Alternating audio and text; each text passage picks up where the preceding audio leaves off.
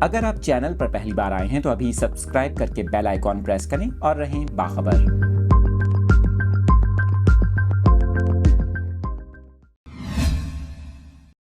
آپ کو اس اہم خبر کی تفصیلات بتا رہے ہیں۔ بھارتی انتہا پسندوں کی جانب سے دھمکیاں ملنے کے بعد پاکستانی خاتون سیما اپنے شوہر سمیت روپوش ہو گئی۔ آپ کو بتا رہے ہیں کہ پب جی گیم کھیلتے ہوئے پاکستانی خاتون سیما بھارتی نوجوان کی محبت میں مبتلا ہوئی اور پھر بھارت جا کر ہندو مذہب اختیار کر کے شادی کی۔ آپ کو بتائیں کہ رپورٹ کے مطابق بھارتی پولیس کا اس حوالے سے کہنا ہے کہ پاکستانی شہری سیما حیدر اور ان کے بھارتی شوہر سچن دہلی کی سرحد سے متصل گریٹر نوئیڈا میں واقع اپنے گھر سے لاپتہ ہو گئے ہیں۔ آپ کو بتائیں کہ آن لائن گیم پب جی کھیلتے ہوئے سچن سے رابطہ قائم کرنے والی سیما نیپال کے راستے غیر قانونی طور پر بھارت میں داخل ہوئی تھی۔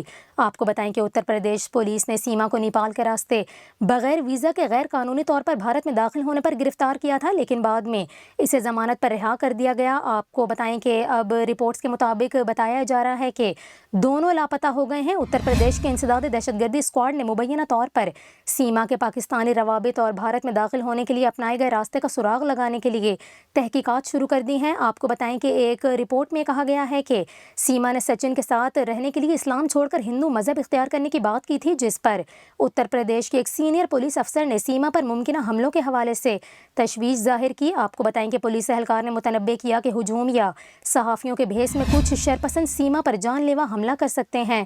آپ کو یہاں پر یہ بھی بتائیں کہ رپورٹ میں بتایا گیا کہ بھارتی حکومت اس وقت سیما کو پاکستان واپس نہیں بھیج سکتی۔ اس کے مستقبل کا حتمی فیصلہ وزارت خارجہ اور حکومت ہی کرے گی۔